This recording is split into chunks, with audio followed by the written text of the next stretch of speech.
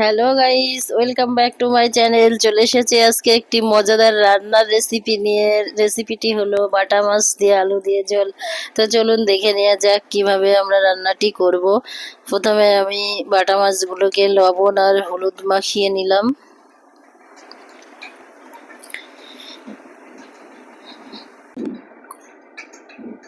তারপর দেখুন কড়াইটা ভালো করে গরম করে আমি তেল দিয়ে দিলাম। একটু তেলটা ভালো করে নাড়াচাড়া করে দিলাম। তারপরে তেলটা ভালো করে গরম হয়ে গেলে আমি মাছগুলোকে একে একে ছেড়ে দেব। মাছগুলো দিয়ে দিচ্ছি।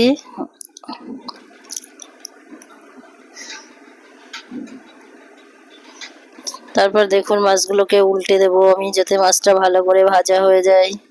তো এখানে মাছগুলো আমার ভাজা হয়ে গেছে, একে একে তুলে নিচ্ছি মাছগুলো।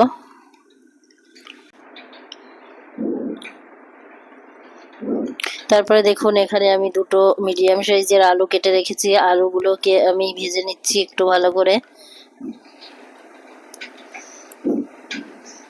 হালকা করে একটু লবণও দিয়ে দিয়েছি। দিয়ে আলুগুলো ভাজা হয়ে গেছে, এবার তুলে নিচ্ছি।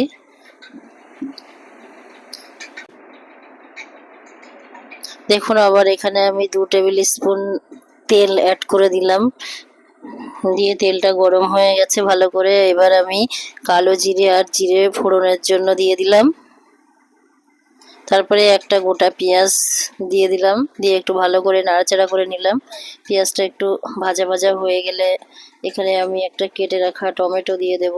টমেটোটা দিয়ে দিলাম, দিয়ে আবার একটু ভালো করে নাড়াচাড়া করে নিলাম। তারপর দেখুন এদিকে এটা ভাজা হচ্ছে আর আমি একটু মশলা তৈরি করে নেব। এখানে 1 চামচ জিরে গুঁড়ো দিয়ে দিলাম। তারপরে 1 চামচ রসুন বাটা দিয়ে দিলাম। তারপরে 1 চামচ আদা বাটা দিয়ে দিলাম। তারপরে একটু ধনে গুঁড়ো দিয়ে দিলাম। তারপর দেখুন লঙ্কা গুঁড়ো দিয়ে দিলাম 1 চামচ। তারপরে 1 চামচ পরিমাণ হলুদ গুঁড়ো দিয়ে দিলাম আর একটু জল অ্যাড করে দিলাম। দিয়ে মশলাটা ভালো করে তৈরি করে নিয়েছি। এদিকে পেঁয়াজটা টমেটোটা ভাজা হয়ে গেছে অনেকটা। এবার আমি মশলাটা এখানে ঢেলে দিলাম, দিয়ে একটু ভালো করে নাড়াচাড়া করে দিচ্ছি। মশলাটা ভালো করে কষিয়ে নেব। দেখুন এখানে মশলাটা ভালো করে কষানো হয়ে গেছে। এরপরে আমি আলুগুলোকে দিয়ে দেবো, ভেজে রাখা আলুগুলো। তো আলুগুলোকে দিয়ে দিচ্ছি। আর এখানে 3টে কাঁচা লঙ্কাও চিরা দিয়ে দিয়েছি।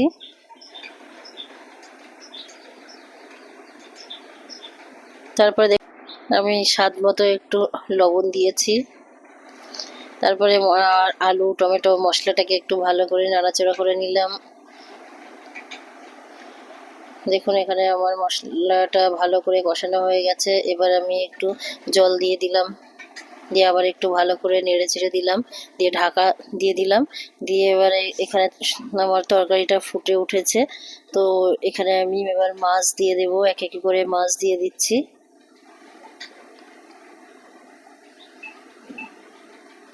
অনেকেই এই রেসিপিটা রান্না করতে পারে, তবুও আমি যেভাবে রান্না করেছি একবার করে খেয়ে দেখবেন কেমন লাগে।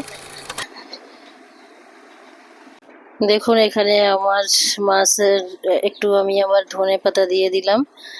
এটা হাইব্রিড ধনেপাতা। তো এখানে রেসিপিটা আমার হয়ে গেছে রান্না।